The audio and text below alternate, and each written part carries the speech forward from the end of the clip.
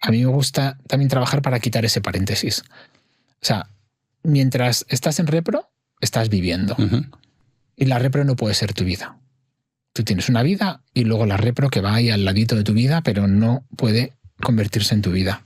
Intentar trabajar un poco hacia eso. Ferticast. Las voces de la fertilidad. Un podcast para explorar el lado más humano de los profesionales sanitarios que trabajan en el mundo de la reproducción asistida, con el patrocinio de Fertifarm, empresa líder en soluciones de salud reproductiva.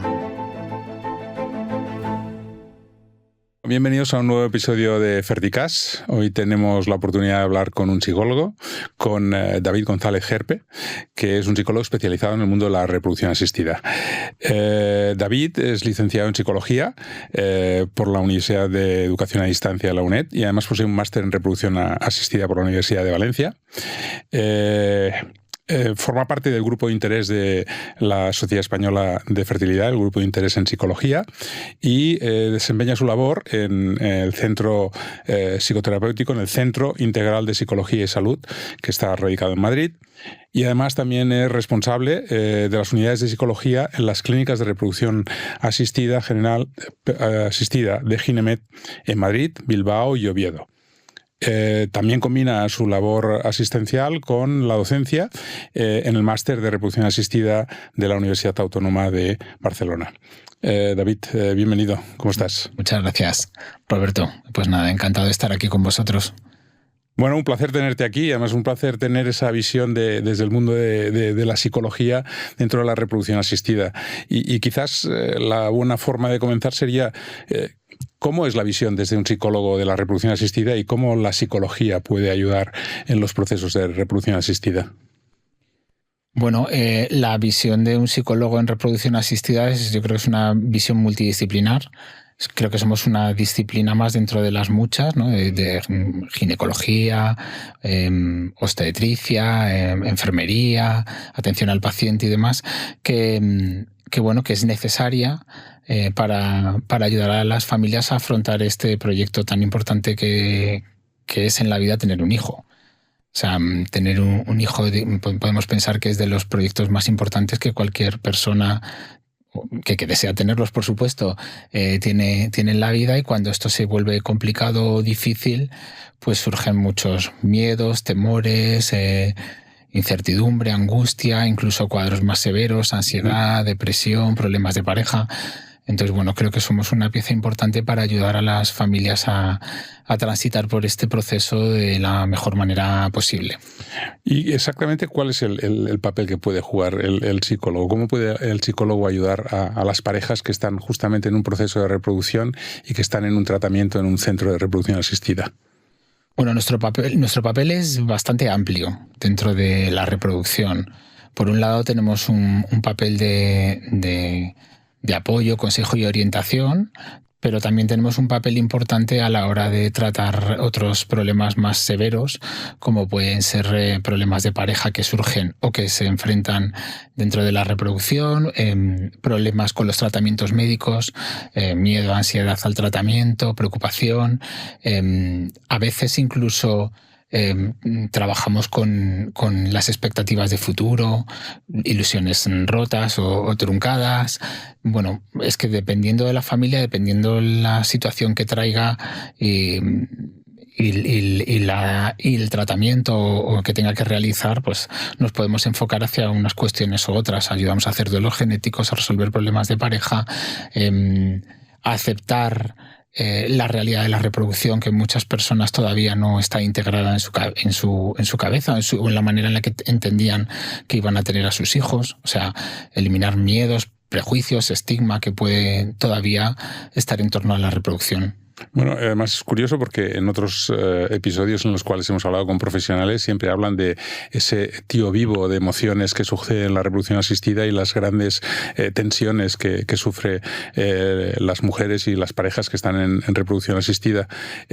Y es curioso porque tú nombrabas muchas dificultades, muchos procesos que seguramente durante todo el camino pueden ir apareciendo e incluso de forma sucesiva. ¿Cuál es tu opinión de cuándo deberíamos integrar el tratamiento psicológico en la reproducción asistida? ¿Cuál es el momento ideal para que eso se integre en un tratamiento? Hombre, yo lo haría desde el principio. Lo que pasa que, claro, a la gente no la puedes obligar a ir al psicólogo en contra de su voluntad. Pero todas las personas que vienen a vernos antes de iniciar los tratamientos, yo creo que tienen una ventaja.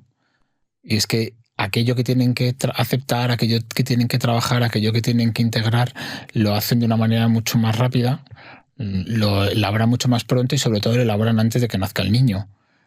Nos encontramos ahora muchas veces familias que han tenido hijos por reproducción, por donación de gametos, que han ido enfrentando, no, quiero decir, que han ido apartando todos aquellos problemas o todas aquellas cuestiones que les generaban dolor, que no entendían bien, que no normalizaban, hasta que sus hijos han nacido, y cuando los niños han nacido, claro, la bola es mucho más grande. O sea, hacer un tratamiento por donación de gametos sin haber hecho el duelo genético, pues al final el duelo genético viene, porque si el niño está ahí y tú empiezas a tener dudas, a sentirlo menos hijo, a no haberte construido como padre o como madre desde el lugar adecuado cuando uno tiene un hijo por reproducción, pues cuando el niño ya está aquí la cosa se hace más compleja. O sea, que tú consideras que lo ideal sería que las parejas empezasen desde el inicio con yo creo que una evaluación. Sí, yo creo, más que una evaluación, yo creo que todas las parejas deberían hacer una sesión de consejo y orientación, ¿no? De ver en qué punto está la familia, qué tratamiento tiene que hacer, cómo lo enfoca, desde qué lugar, y ver si hay algo que intervenir. Que no hay nada que intervenir porque todo está fenomenal, pues muy bien, adelante. ¿Que hay que intervenir? Bueno, pues mejor calidad asistencial para el paciente, más seguridad a la hora de hacer el tratamiento, más felicidad también a la hora de llevar a cabo el tratamiento, y date cuenta que la reproducción humana asistida es una realidad que lleva entre nosotros 40 años. Muchas de las personas que se han sometido a tratamientos de reproducción, cuando nacieron y fueron creciendo, no contemplaban la realidad de tener que tener hijos a través de reproducción. Igual para las siguientes generaciones que ya sí que estén más en contacto con la realidad de la reproducción y sí que ya hayan nacido muchos por reproducción o hayan visto que mucha gente nace por reproducción, sí que pueda estar más en su cabeza esta realidad. Me ha gustado mucho eso que decías, más de asesoramiento y de recomendación, más que evaluación, que quizás evaluación es algo como más clínico, ¿no? Claro. Porque las mujeres y las parejas que se enfrentan a un proceso ¿son conscientes de la carrera de obstáculos a la que se van a someter? Depende. Al final esto tiene que ver un poco con cómo te vayan las cosas, como todo en la vida. Ajá. Si te van muy bien, pues la carrera de obstáculos no es tan grande. Si las cosas se complican, la carrera de obstáculos es mayor. Pero como no sabemos lo que va a pasar, quizás estar preparados para escenarios más complicados puede hacer que se viva el tratamiento de una manera mucho mejor, y sobre todo una cuestión, ¿vale?, que es la tasa de abandono, se minimice. Al final la reproducción muchas veces... O sea, en reproducción el éxito también tiene que ver con el ser capaz de intentarlo más veces. Si al primer intento me frustro, me desespero, me angustio y no continúo, pues ya la probabilidad de éxito sí que se pone en cero. Una gestión de las expectativas que puedes tener del proceso, ¿no? Y dentro del proceso, ¿cuáles son los principales impactos psicológicos que afectan a una mujer que se somete a un proceso de reproducción asistida? Bueno, el estigma de la infertilidad, que en este país, que en muchos lugares del mundo, no en este país, sigue teniendo una parte de estigma, ¿vale? Aunque afortunadamente yo creo que cada vez menos, pero todavía a muchas mujeres les cuesta reconocer que tienen problemas reproductivos. Luego, por otro lado, el sentir que el proceso para tener a su hijo se aleja de lo natural, ¿vale? O sea, que sobre todo porque no encaja con la expectativa o la creencia que había creado a lo largo de su vida, ¿no? Ajá. Un poco idealizado aquello de me enamoro con el hombre de mi vida, una relación sexual, me quedo embarazada y tenemos un hijo aquí ya.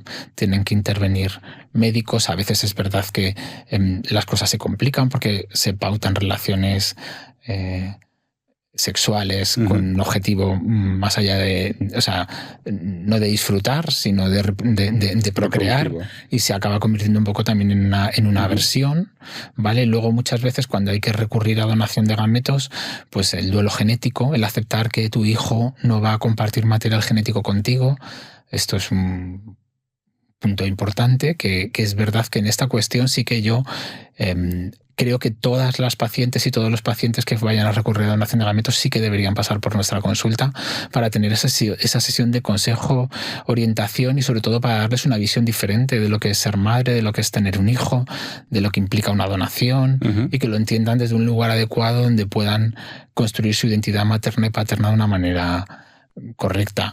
Y cuestiones pues como los problemas de pareja, que también las afectan. Tensiones que ocurren dentro de los procesos de reproducción afectan. El entender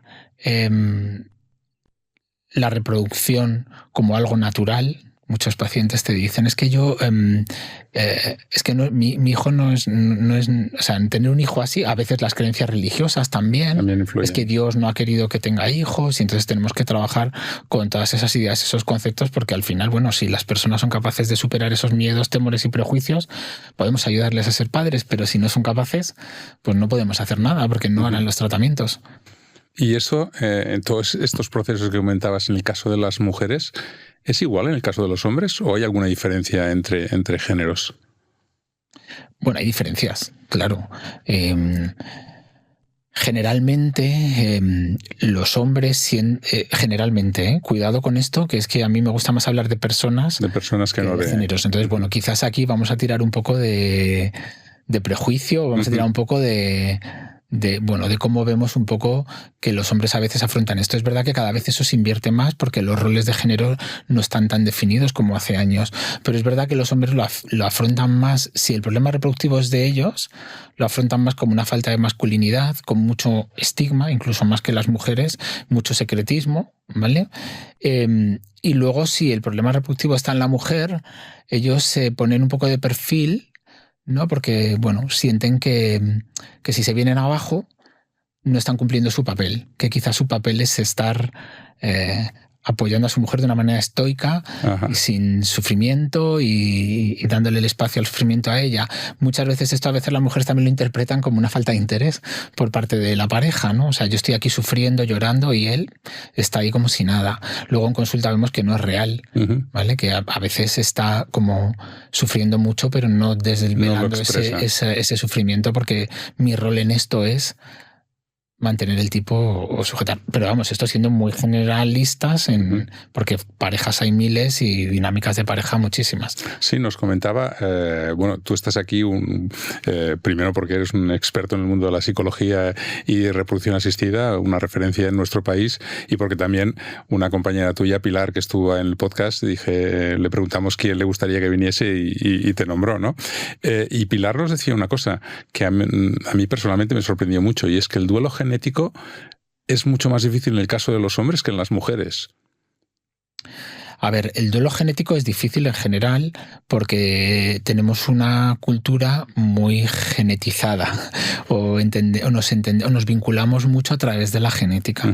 ¿Vale? Pero en realidad el vínculo, el apego, excede al hecho biológico. ¿Vale? O sea, la maternidad y la paternidad siempre exceden al hecho biológico. Uno puede aportar material genético para que nazca un niño. De hecho, el mundo está lleno de niños que tienen espermatozoides de señores que nunca han sido sus padres. O sea, el vínculo requiere de cuidado, de cariño, de afecto, y luego, sobre todo, tener un hijo implica un compromiso de por vida con ese ser humano, más allá de la genética. Pero es verdad que en nuestra cultura, en nuestra sociedad, bueno, tenemos ese vínculo muy establecido. Entonces, claro, nosotros tenemos que llegar a las pacientes y a los pacientes a entender la maternidad y la paternidad más allá de eso. ¿Qué ocurre en el caso de las mujeres? Pues en el caso de las mujeres, si no aportan su material genético, a día de hoy en nuestro país, por lo menos gestan al niño. ¿Vale? ¿Por qué?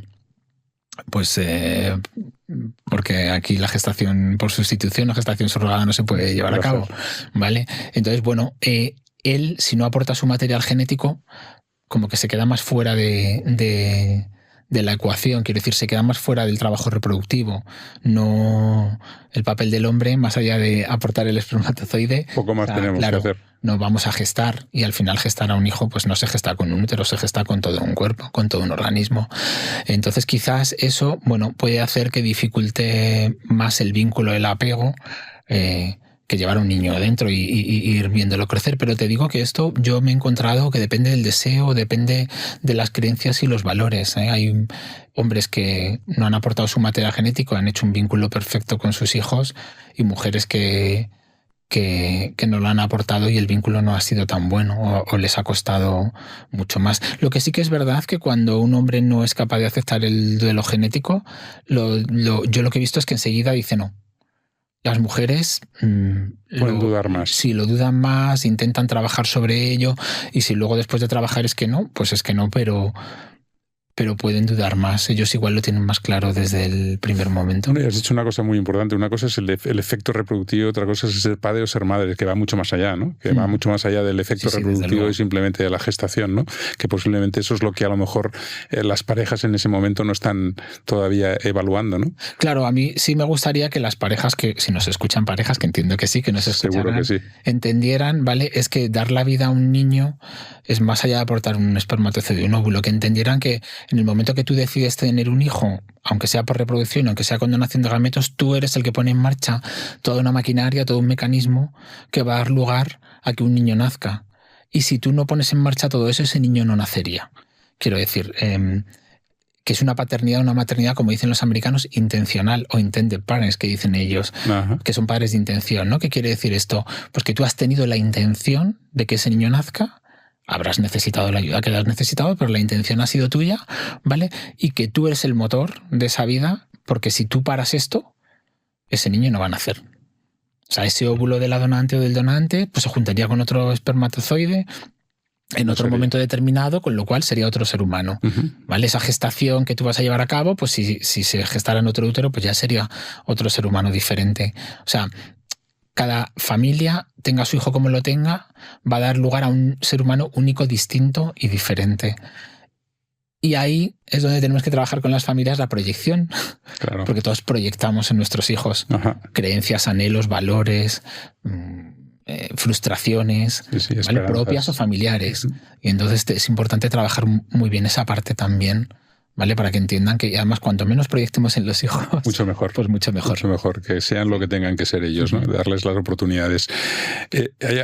Perdona, fíjate que incluso las familias que han tenido hijos por gestación subrogada, las mujeres que no han gestado a los niños y no han compartido material genético con ellos, pueden establecer un vínculo y un apego fuerte y seguro con sus hijos, y aquí tampoco ha habido gestación. ¿Vale? O sea, que por lo menos en España, como digo yo, contamos con que la gestación sí que nos ayuda a hacer el duelo genético más fácil. Claro. Bueno, lo mismo que una adopción. En una adopción, evidentemente, no ha habido una gestación. Bueno, pero son cuestiones diferentes, porque una adopción es una medida para la protección de la infancia. Y lo que se busca en la adopción es la mejor familia, luego otra cosa es cómo funciona la adopción, pero la mejor familia para un niño. Un niño que ya existe, un niño que ya tiene unos padres que no han podido, no han sabido, no han querido cuidarle, o la circunstancia que hayan tenido los padres, ¿vale? Y que esos padres fueron el motor de vida de alguna manera, ¿vale? En reproducción no hay niño. Claro. O sea, partimos desde dos posturas muy diferentes. En reproducción no hay niño, ¿vale? No existe un ser humano que está vivo, ni necesitamos proteger. Aquí lo que vamos a hacer es que una familia se reproduzca con ayuda de gametos, sin ayuda de gametos, pero al final se va a reproducir esa familia, ¿vale? Entonces aquí partimos de un niño que no existe, vamos a dar vida a ese niño. Y la vida se la dan los padres. Es muy buena apreciación, además, la diferencia. Y comentabas que uno de los temas es también cómo lo vive el hombre, cómo lo vive la mujer. ¿Cómo es el tema de la comunicación entre la pareja en un proceso de reproducción asistida y qué peso tiene en todo el proceso?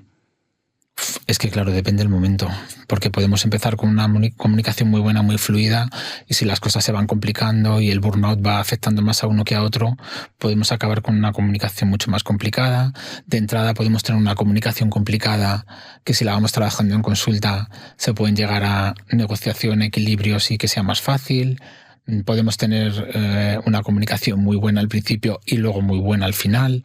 Bueno, depende de las parejas. Lo que está claro que cuanto más se complican las cosas, pues claro, más se frustran las expectativas, más miedo hay al fracaso, más miedo a una vida sin hijos, más tensión. Los tratamientos también físicamente para la mujer son demandantes. Bueno, ahí quizás no me atrevería tanto a decirte, sino iría más a ver la situación que está viviendo cada familia. Bueno, lo que llevas comentando todo el rato, que al final cada caso es distinto. Claro, es que es muy así, ¿eh? Y sobre todo quizás la parte que yo destilo de lo que me dices, ¿no? Es decir, que al final es muy importante el acompañamiento psicológico para poder afrontar todas estas etapas en sus diferentes complejidades y sus diferentes situaciones, que son diferentes y que no podemos generalizar, y además cada una es totalmente distinta, ¿no? Sí, es verdad que hay algunas cuestiones que son como a veces muy similares, ¿no? Pues la dificultad para aceptar el duelo genético pues suele estar presente en casi todas las personas. Uh-huh. Vamos, yo creo que a nadie que me dijera 000, yo no he tenido ningún problema, caso. Me he encontrado, o sea, ningún problema en aceptar el duelo genético me he encontrado. Es verdad que hay gente que es muy facilita porque lo tiene ya un poco mascado y entonces vienen a la consulta y hablas 4 cosas y ya lo integra muy bien, y gente que igual estás un año y pico haciendo un duelo genético para poder someterse al tratamiento.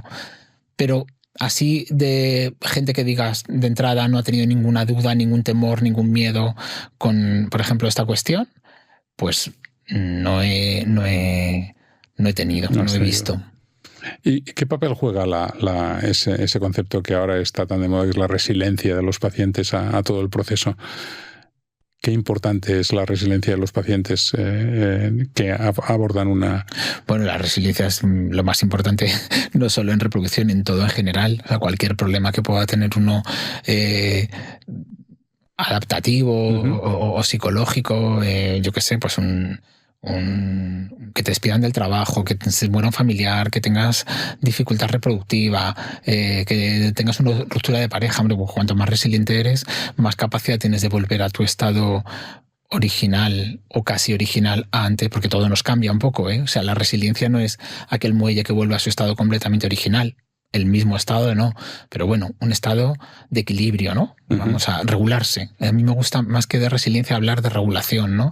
Hay personas que tienen una capacidad de regulación mucho mayor y personas a las que les cuesta mucho regularse. Cuanto mejor te regulas, pues más fácil vuelves. Es lo que te decía antes, ¿no? Estas personas que se regulan muy bien, que afrontan las dificultades con serenidad, que son reflexivas y que entienden lo que está sucediendo desde una perspectiva adecuada, pues igual vienen, hablamos un poco, vemos qué miedos hay, los trabajamos un poquito y ya está, ¿vale? Las personas que tienen más dificultad a la hora de regularse porque han tenido más problemas, porque les cuesta más controlar sus emociones, o porque son, bueno, pues ahí vamos a tener que estar más presentes. ¿Y cómo influye que los pacientes hoy en día, todo lo que hacen, evidentemente después de haber ido al especialista o incluso de haber ido al psicólogo, van y consultan con el doctor Google, y entonces después, ¿cómo te influye en el trato con tus pacientes estas consultas que a veces hacemos los pacientes? Pues me influye positivamente, porque cada vez tenemos más pacientes expertos y entonces me obliga a estar muy al día. Quiero decir, pues me influye en el sentido de que no me puedo dormir en los laureles. Porque, claro, ellos investigan mucho, se informan mucho, leen papers de artículos científicos. O sea, que entonces eso hace que tú digas, bueno, cuidado, que yo tengo que estar muy al día y que tengo que leer. Luego tiene una parte muy negativa, ¿vale? Que es las comparaciones. Cuando se meten mucho en redes sociales, comparan mucho, cogen casos que se creen similares a los suyos y entonces proyectan hacia futuro un escenario similar al del caso. A veces tanto en sentido positivo, generalmente es en sentido negativo, pero en algún caso me encuentro también en sentido positivo. Yo creo que tanto hacia lo positivo como hacia lo negativo no es bueno. Cada familia es un caso, cada persona tiene una historia y luego lo que las redes te cuentan pues es una información muy, por un lado, limitada y sesgada. Tú puedes ver en redes sociales que una mujer que tuvo 3 intentos teniendo, yo qué sé, imagínate una reserva ovárica baja y no sé qué, y al cuarto lo consiguió, y tú pensar que has tenido 3 y que lo vas a conseguir al cuarto, igual no. ¿Vale? O al revés, o que luego nunca lo consiguió y tú ya hay proyectar hacia futuro que tú no lo vas a conseguir, y entonces, claro, entrar en pues una situación de ansiedad, depresión, ataque de pánico innecesario, porque a lo mejor luego haces el tratamiento cuarto y te quedas. Entonces, bueno, quizás sirven un poco de como decía, de espejo falso, ¿no? En el que la realidad se refleja de una manera distorsionada.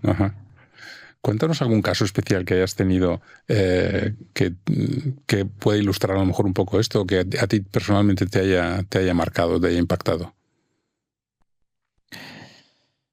¿De qué tipo? Porque tengo tantos. O sea, si quieres saber de duelo genético, de problemas de pareja. Del que tú consideres que sea el más frecuente. Duelo genético, por ejemplo, que posiblemente puede ser uno muy, muy, muy frecuente, ¿no?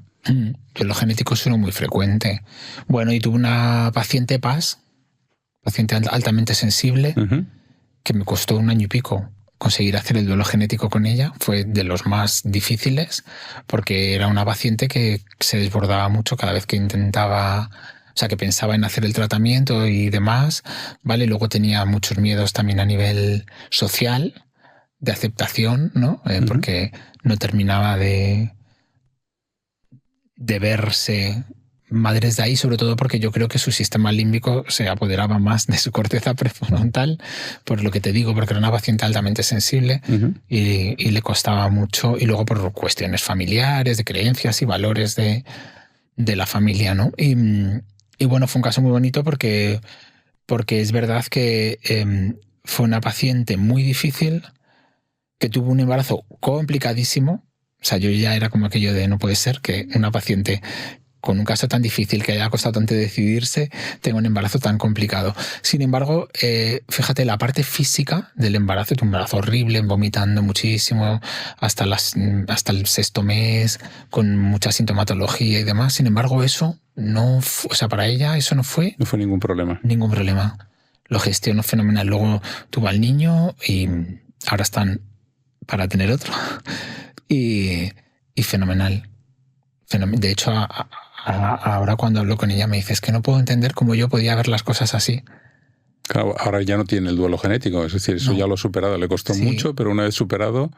Pero, y sobre todo ahora que ella se proyecta hacia el pasado y dice, es que no entiendo cómo yo no podía entender esto como lo entiendo. O sea, cómo era tan difícil que a mí, bueno, pues porque cada persona es un mundo y ahí, como te digo, tienes que trabajar no solo con la paciente, ¿vale? Tienes que hacer un enfoque sistémico. La paciente, su sistema en el que está inserto, como es su familia, las creencias, los valores, su pareja, bueno, muchas cuestiones hay que tener en cuenta, claro. Bueno, que con ayuda es cómo se pueden afrontar. Claro. Y ahora hablabas de una cosa que es muy interesante. Y luego también no solo nos quedamos en el duelo genético, porque los niños son sujetos de derechos más allá de los derechos de sus padres. Y entre esos derechos tienen derecho a conocer su origen biológico y reproductivo. O sea, aparte de que trabajen el duelo genético, les tenemos que ayudar en la comunicación de orígenes, en que entiendan que tener un hijo implica que su hijo tiene que conocer la realidad de cómo ha nacido, cómo ha venido al mundo. Y que si eso se hace muy bien desde el principio, ¿vale? Los niños tienen mucha capacidad de integrar información nueva sin prejuicios hasta los 7 años. O sea, antes de los 7, mejor que después. Luego ya tenemos prejuicios y ya todo se complica. Claro, es cómo comunicar a los hijos que han nacido por reproducción asistida, eso es, que su origen es de reproducción asistida, en el caso de... Y si ha habido donación de gametos. Exacto, todavía. Sí, de hecho... son otros de los miedos. Es otro de los miedos y otras de las dificultades que se enfrentan todos los padres que tienen hijos por reproducción asistida. Es decir, cómo afrontar la comunicación con sus hijos. Incluso a veces sin haber nacido a través de donación de gametos, hay padres, como te decía antes, que tienen dificultad para aceptar tener un hijo por reproducción porque no lo ven la manera adecuada o, según su creencia, como Dios ha querido, o Alá, o quien sea, ¿vale? Entonces ahí tienes que ayudarles a aceptar esto para que puedan ser capaces en el futuro de transmitir esa información a los hijos, porque la ley en España no dice nada. O sea, al final, sobre comunicar orígenes, la ley no obliga a nada. Aunque se reconoce el derecho de los niños a conocer su origen, o sea, la Convención Internacional de Datos Genéticos dice que los niños tienen derecho a conocer su origen biológico reproductivo, pero al final eso está en manos de los padres. Antes comentabas el entorno de la familia. ¿Qué importancia tiene el entorno de la familia en la pareja que está en un proceso de reproducción asistida?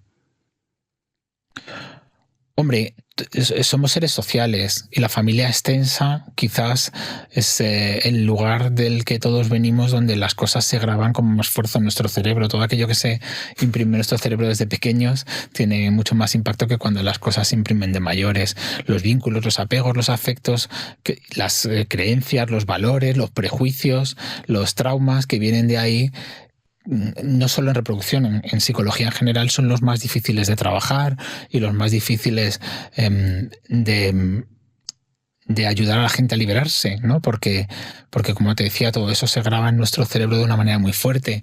Entonces, claro, si en la familia existen prejuicios con respecto a la reproducción, o la ven como algo estigmático, lo ven como algo no adecuado, pues existe miedo a comunicar, a que se enteren, miedo a que no quieran al niño, a que no lo acepten, a que no lo vean como al resto de nietos, primos, sobrinos. O sea, un miedo a un rechazo. Miedo al rechazo, claro. Pero también es cierto que en la mayoría de casos la reproducción se vive un poco como en silencio, ¿no? Como es dentro de la pareja. Se comunica pocas veces a la familia. ¿Es recomendable que se pueda abrir a la familia si la familia está abierta a esto, o es algo que se debe evaluar? Yo creo que se debe evaluar. Depende de la persona que tengamos delante, depende de cómo esa pareja vea la reproducción, depende qué miedos, qué temores, y si una vez trabajado todo la pareja no lo ve o no lo tiene claro, pues ¿por qué? O sea, yo les digo mucho en consulta que el que tiene derecho a conocer su origen biológico y reproductivo es el niño. El resto no tienen derecho. El resto es si tú les quieres dar el privilegio de tener acceso a una información de tu vida que pertenece a tu intimidad. Ahora, claro, es muy difícil que el niño sepa cómo venir al mundo y que no lo cuente, porque claro, está claro que al niño no le puedes decir, te voy a contar esto, pero tú no lo digas. Claro. Porque entonces el niño ya puede... Los niños son egocéntricos, los niños pequeñitos son egocéntricos, entonces si tú le dices esto a un niño va a pensar que hay algo malo en él. Hay algo malo en mí porque mi mamá, mi papá, cuando hablan de quién soy, de cómo nací, de cómo vine al mundo, les duele, no quieren que se cuente, no quieren que se hable. Entonces, bueno, quizás esta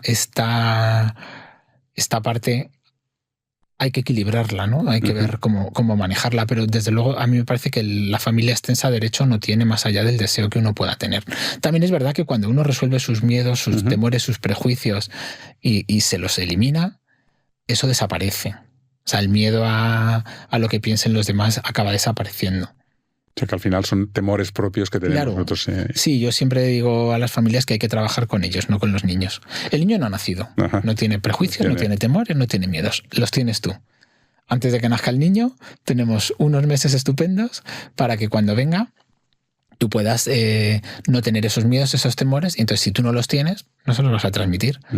Si tú los tienes, los niños se regulan a través de sus padres. Siempre. Claro.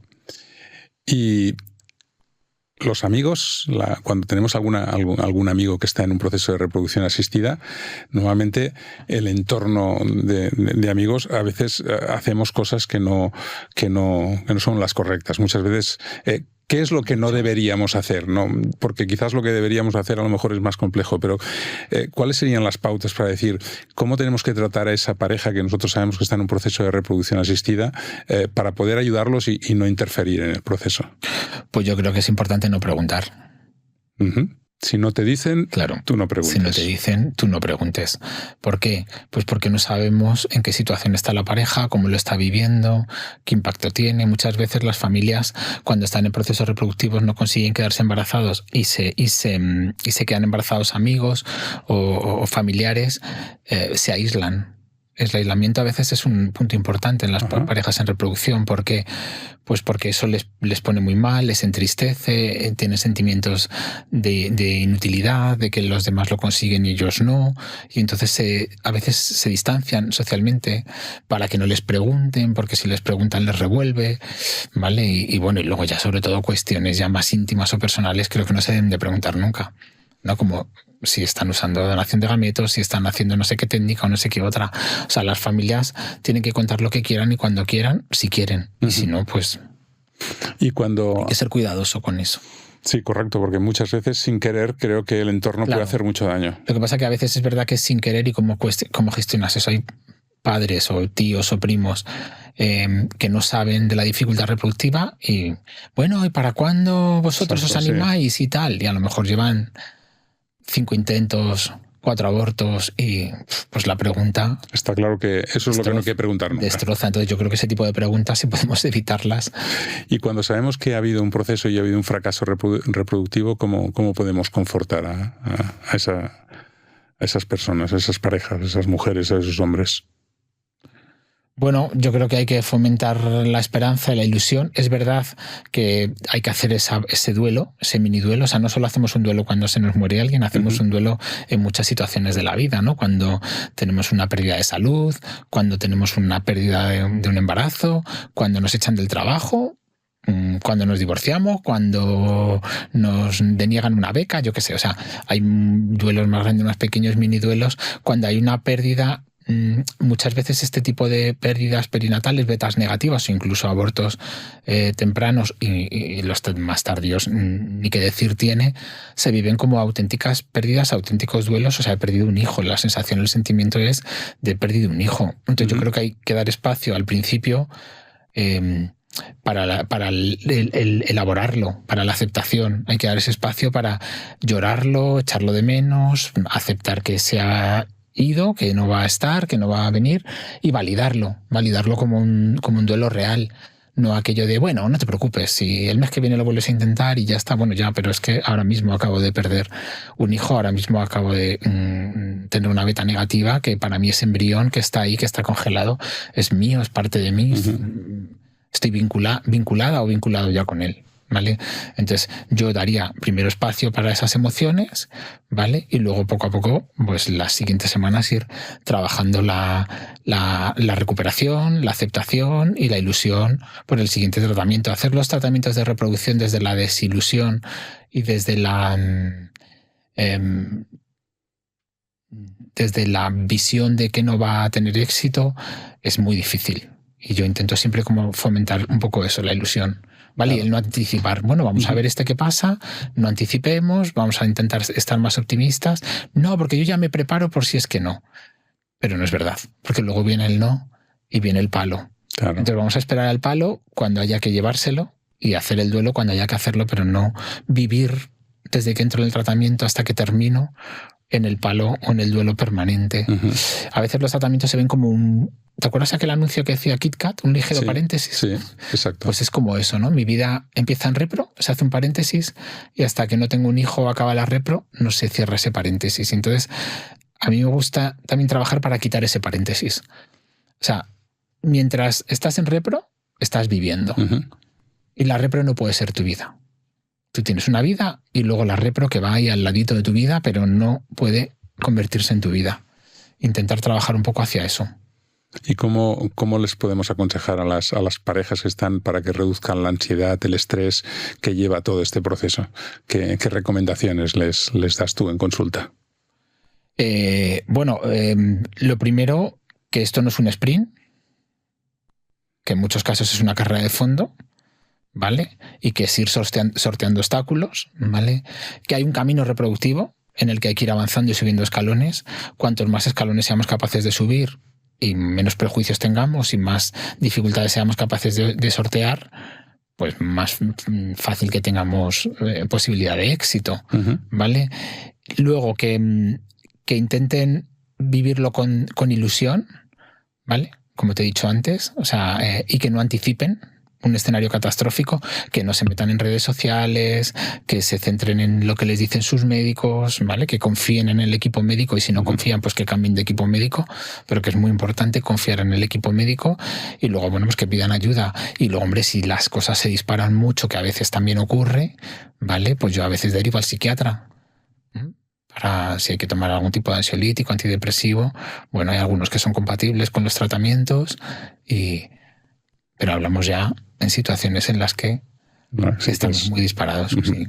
No, pero has hablado de esos escalones terapéuticos, de eso paso a paso. Claro, es que en repro, desde la inseminación artificial hasta la gente que se va fuera del país a hacer procesos de subrogación, pues es que hay muchos caminos, ¿no? O sea, el camino de la inseminación artificial, de la inseminación artificial, de luego de la FIB con con óvulos donados, gametos. La ICSI, la ICSI con donación de gametos, inmunología, luego inmunología, bueno, todo esto. Entonces claro, en repro hay pacientes que te dicen, bueno, pero a mí, ¿por qué el día que llegué no me hicieron las pruebas de todo? No, de todo. Y así ya hubiéramos llegado. Digo, hombre, pues yo qué sé, porque tú vas con un constipado al médico y no te hacen un TAC, un escáner, 3 radiografías, 7 analíticas, ¿vale? Si vemos que has pasado 3 semanas y el constipado sigue ahí, o sea, coste-beneficio, ¿no? Entonces, pero esto a los pacientes les cuesta, porque entienden que si les hicieran todas las pruebas posibles habidas y por haber, se llegaría antes al resultado, pero claro, ¿cuál sería el coste de los tratamientos? Oye, hemos enfocado todo bajo el aspecto psicológico que creo que tiene mucho más peso del que posiblemente muchos pensamos, pero ¿cómo es el trabajo interdisciplinar con embriólogos, ginecólogos, enfermeras, psicólogos? ¿Cómo se coordina todo este proceso en el que intervienen muchos profesionales y que el paciente está recibiendo mucha información? Bueno, pues hablando entre nosotros, entre los profesionales, hablamos de sesiones clínicas, hablamos de los casos, nos contamos cosas, nos comentamos cosas, nos dejamos anotadas en las historias, oye, mira qué tal, o están en esta situación, o les está pasando esto, tal, o los ginecólogos me comentan a mí, oye, les he visto mal por esto, lo otro, patatín. Bueno, con enfermería lo mismo, ¿no? Cuando hay un paciente, imagínate una paciente que está muy nerviosa por la punción. Pues yo lo comento en enfermería, a la ginecóloga que le va a hacer la punción, oye, mira, esta paciente está muy nerviosa, tal, no sé qué, vale, pues lo tenemos en cuenta, igual si le hay que dar antes algún tipo de calmante, se le da, bueno, un poco ese tipo de cuestiones que yo creo que hacen que el paciente se sienta mucho mejor tratado de una manera más integral, ¿no? Y que sepa que su necesidad se está cubriendo. ¿Cómo crees que se podía mejorar la reproducción asistida en España? ¿Cuáles son los puntos que tú crees que podían hacer que tuviésemos una mejor reproducción asistida en nuestro país?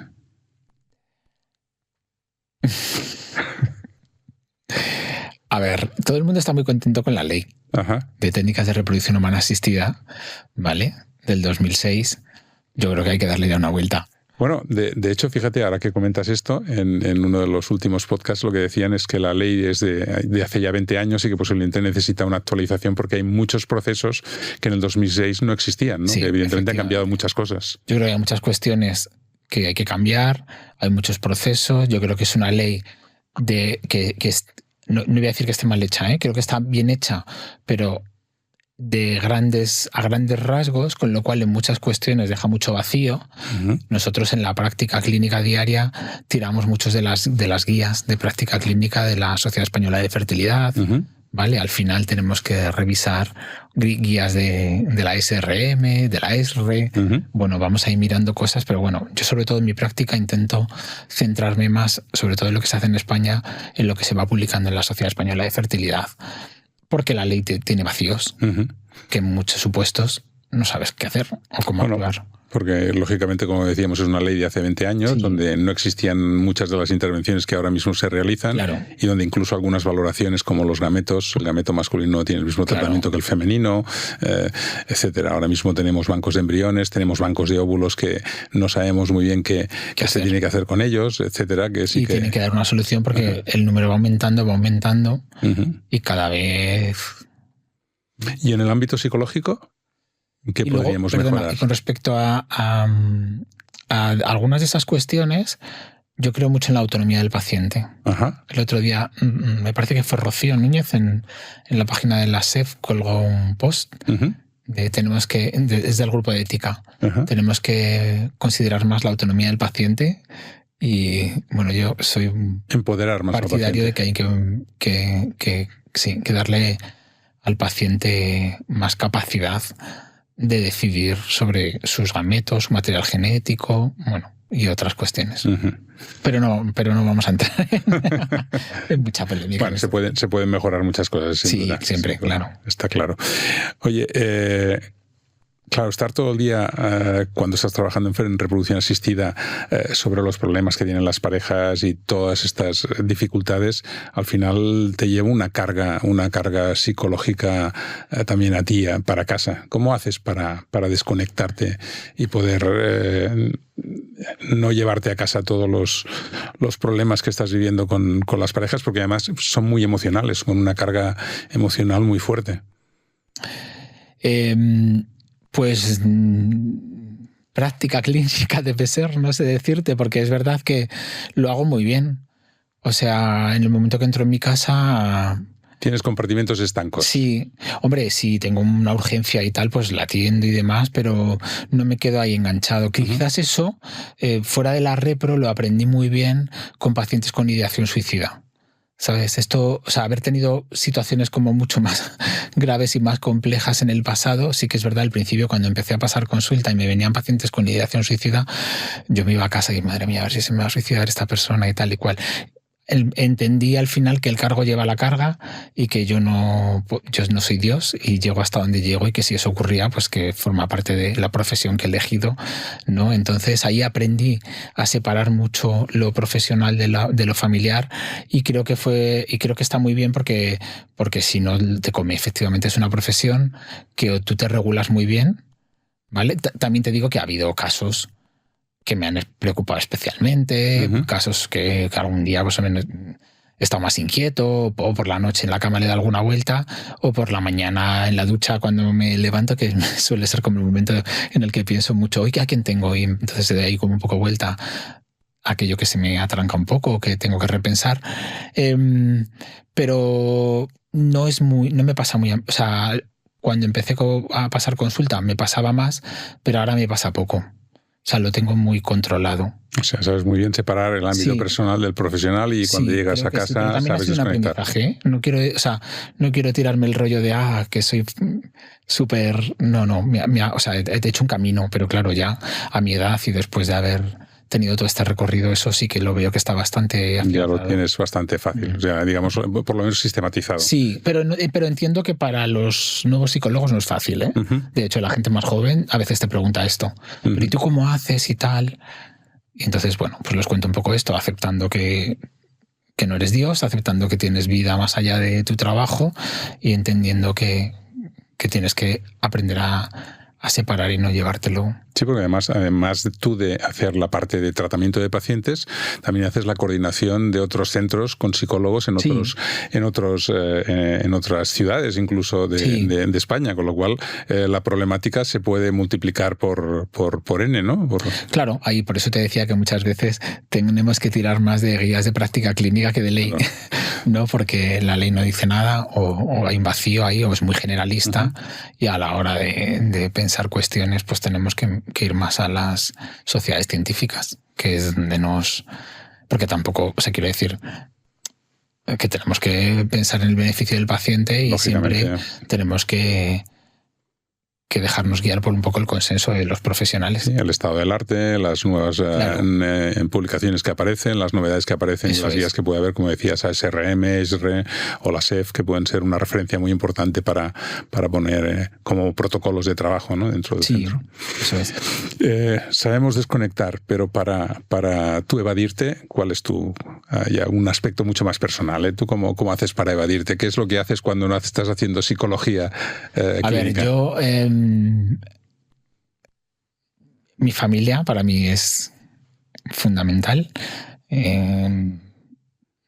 tengo una familia por reproducción, con lo cual también en la parte personal estoy conectado. ¿Sabes lo que significa? Sé lo que se vive por aquí. Tengo una casita en Ávila, que es como nuestro lugar de paz, ¿no? Ahí un poco en el campo, donde pues paseamos y demás, y dormir bien, que yo duermo bastante bien, la verdad. Esto también me ayuda mucho, llevar una alimentación sana, hacer ejercicio. Yo, voy al gimnasio, me cuido bastante la alimentación, duermo, y disfrutar de mis hijos y mi pareja y mi casa de campo, y viajar, que es lo que nos gusta. No soy muy complicado, quiero decir, las cosas que a mí me dan calma son sencillas. Estudiar, me gusta también, leer, ir al cine, ver películas. Bueno, soy muy... Una vida equilibrada en la cual haya una compensación de todo, de ejercicio, vida sana, sí, descanso. Un equilibrio, sí. Ajá. Ni nada es obsesivo ni nada en exceso. Uh-huh. Y ya está. En Ávila tengo un jardín, plantas, flores, me gusta bastante. O sea, vuelvo a la tierra. Ahí me gusta volver a la tierra, conectarme otra vez con... Plantas, flores, no verduras ni... Las tuve. Pero en la zona en la que está mi casa, el verano llega un poco más tarde y entonces luego no maduran tanto. Aunque yo creo que las tuve hace tiempo. Yo creo que estos últimos años, con este cambio de temperaturas que ha habido, igual ahora sí que irían mejor. Pero bueno, te digo que es una casa que voy fines de semana alternos, los que puedo, los que no. Y para tener la huerta, como tú dices, falta tiempo. Tendría que ir todas las semanas. Y a veces tenemos congresos, tenemos presentaciones, tenemos ponencias, cursos, y igual ir fines de semana, así de todos los fines de semana, no es tan fácil. O sea, si te pregunto un lugar para perderte, ¿sería Ávila? Bueno, no. Un lugar para perderme sería Galicia. ¿Galicia? Sí. Mi madre es de Galicia, yo he vivido en Galicia parte de mi vida, de joven, o sea, en verano, pasaba allí 3 meses todos los veranos, en la zona de Coruña, zona interior, Costa da Morte, y Finisterre y todo esto, y allí. Aquello también me... Un poco de morriña, ¿no? Sí, allí me encuentro la paz, la calma, el mar. Oye, aconséjanos un libro que te haya gustado, o un podcast, o una serie de televisión, algo que digas, pues mira, esto... Pues mira, yo recomiendo a todas las personas que estén en procesos de reproducción ver la peli de Joy. Es muy buena. Es muy buena. Que nos cuenta la historia de los 2 médicos y la enfermera que llevaron a cabo el nacimiento de Louise Brown, la primera persona que nació por fecundación in vitro, sobre todo porque yo creo que nos cuenta muy bien la historia de todas aquellas personas que se sacrificaron sin conseguirlo. Fíjate, a mí más que la historia de Louise Brown que nació, lo que me parece muy importante es todas aquellas personas que se ofrecieron para la investigación sin llegar a conseguirlo, pero que hicieron posible que hoy millones y millones de personas hayan podido tener hijos, ¿no? Gracias al esfuerzo, el sacrificio y la ilusión de estas personas que nunca llegó a completarse. Sí, a mí me impresionó de la película 2 cosas muy especiales. Una es el tiempo que tardaron en reconocer a la enfermera, que la verdad es que fue sorprendente. Sí, también. Eso fue algo. Y después, lo difícil que fue en aquellas épocas, porque es que les llamaban Dr. Frankenstein. Sí. Era un rechazo social tremendo, ¿no? Entonces, y a pesar de eso, pues consiguieron que hoy la reproducción asistida sea una realidad y que en España el 12% de los niños nazcan por reproducción. Y yo a muchas pacientes y a muchos pacientes les invito a que la vean un poco, sobre todo cuando están más... afectados por la reproducción, cuando te dicen aquello de pero es que esto no es natural, o esto igual Dios no lo quiere, o esto... Y yo siempre les digo lo mismo, digo, igual si lo quiere, igual nos ha dado la capacidad de pensar, de investigar, de descubrir, ¿no? Para que podamos tener hijos de otra manera diferente, ¿no? Y claro, también a veces en esas situaciones digo, tú si mañana tienes cáncer, ¿te darías el tratamiento? Yo tendré claro. Digo, pues que igual tampoco es natural. Claro. Sí, mira, de hecho cuando... Pero ahí ya lo ven natural. ¿Por qué? O sea, darse un tratamiento oncológico, la gente lo ve natural. ¿Por qué? Porque ya lo has integrado. Porque socialmente está más integrado. Totalmente. Entonces nadie te dice, no, es que Dios no quiere esto no es natural, o esto es no, a gente que no tiene creencias, esto es antinatural, darte un tratamiento de estos y tal. No, lo ven de otra manera. Pero digo, pues la repro es lo mismo. Es como darte un tratamiento para poder tener un hijo, ¿no? Y luego hay personas, no todo el mundo llega a la consulta muy mal y muy hecho polvo.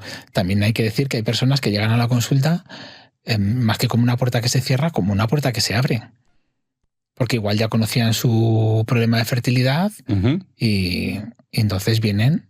Porque saben que esa es la alternativa. Ahí está la solución.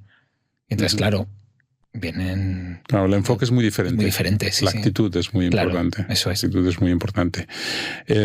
Para finalizar, cuéntanos una persona que haya sido un referente en tu carrera profesional o que te haya sido una persona que te haya marcado y que a lo mejor haya sido quien te haya hecho que hoy estés trabajando en el mundo de la reproducción asistida como psicólogo.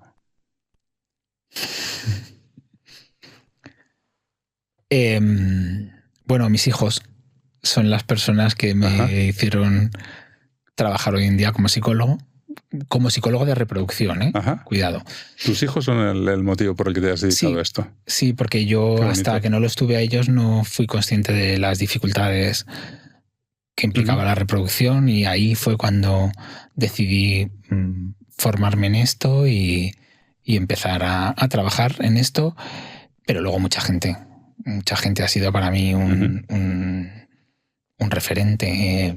Bueno, en Estados Unidos el Dr. Kaplan.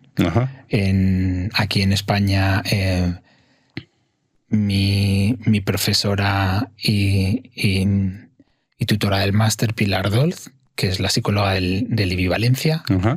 Y luego muchos compañeros que trabajan muy bien y que he aprendido mucho de ellos. Nuria Pérez Esturo, Mavi, Blanca, Beatriz. Bueno, del equipo de Ginemet mucha gente, es que no quiero decir muchos nombres porque no me quiero dejar a nadie, pero sí, Pepa, María José Martínez Cabañabate, no sé, o sea, es que yo he tenido la suerte de trabajar con muchas, mi compañera Elisa Salo, que es mi compañera de consulta, y que cuando yo llegué al mundo de la repro ella ya estaba ahí. Luego las compañeras del grupo de psicología, sobre todo las del principio, cuando yo entré al grupo, Amalia Bayonas, es que te puedo decir tantas, Marisol. Es que mucha gente, yo he aprendido mucho de mucha gente. A mí me gusta mucho aprender y escuchar lo que cuentan los demás. Qué bueno. Y bueno. Un espíritu agradecido que es muy importante. Sí, es que, o sea, sí, una persona. Yo estoy en esto por mis hijos, eso sí lo tengo claro. Porque eso es muy importante. Después de hacer el proceso que hicimos y los tratamientos y tal, pues es que yo antes no tenía ni... Eso despertó en ti el germen que ha sido el que ha provocado tu dedicación a esto. Bueno, lo has vivido en carne propia, en primera persona, por lo tanto sabes todo el proceso y ahora puedes ayudar a otras personas en ese viaje. Bueno, quizás fue el punto de salida, ¿no? El haber vivido esto, haber visto que no había mucha gente que se dedicara a esto y haber conectado y contactado con personas que eran poquitas, pero ya estaban en esto hacía tiempo, y haber aprendido de ellos. Chole, por favor, también, que no se me olvide. Muy bien, también. De Libby, Madrid. Sí. Cristina, bueno, mucha gente. Bueno, yo creo que aquí también estás un poco en representación también de los psicólogos y del papel, de la importancia que tiene el papel del psicólogo dentro de los procesos de reproducción asistida, y que después de todo lo que nos has dicho, pues yo creo que es vital el poder hacer un acompañamiento a todas estas personas y un asesoramiento para que puedan ir escalando esta escalera que has hecho imaginaria de todo el proceso, que es un proceso largo y complejo, pero que con ayuda es mucho más sencillo. Sí. Creo que sí. David, ha sido un auténtico placer tenerte aquí. Me ha encantado la charla contigo, sobre todo el enfoque que das y esa visión que tienes de tan cercana y tan directa para poder ayudar. Y yo creo que es fundamental el tratamiento psicológico y ojalá pues más pacientes se puedan beneficiar de vuestra ayuda, de la ayuda de los psicólogos, de la ayuda de tu equipo, de la ayuda de los psicólogos que hay en los centros de reproducción asistida. Pues muchas gracias a ti, Roberto, y sobre todo a Fertifar por darme voz en este espacio que habéis creado. Un auténtico placer. Igualmente. Bueno, a todos gracias por escucharnos. Si os ha gustado el podcast, pues le dais un like, lo compartís en redes sociales con vuestros amigos, con vuestros compañeros, y seguimos aquí avanzando en el mundo de la reproducción asistida, trabajando con profesionales de reproducción asistida y conociendo todos los aspectos y todas las facetas que puedan ayudar a que entre todos podamos hacer que ese niño sano, vivo en casa, esté pronto. Gracias y nos vemos en el próximo programa. Ferticast, Las voces de la fertilidad. Un podcast para explorar el lado más humano de los profesionales sanitarios que trabajan en el mundo de la reproducción asistida, con el patrocinio de Fertifarm, empresa líder en soluciones de salud reproductiva.